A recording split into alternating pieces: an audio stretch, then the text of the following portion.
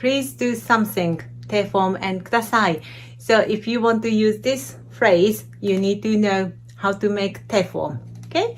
So in this video, I show you how to make てform of group 2 verbs or rule verb if you learn dictionary form verb form first. Okay? So 食べます means eat. This is group 2 verb or 食べる, the rule verb.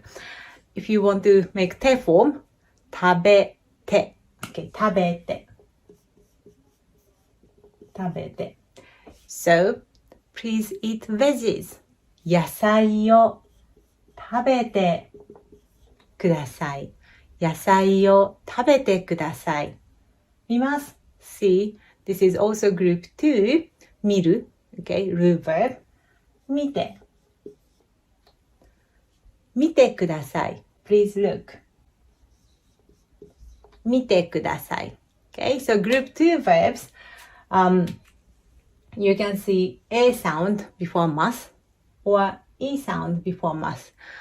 Not all E sound verbs in group 2. Actually, most E sound verbs before mas are in group 1 or U verb, but just handful of them in group 2. So if you want to make sure the correct answers, you need to memorize E sound verbs in group 2.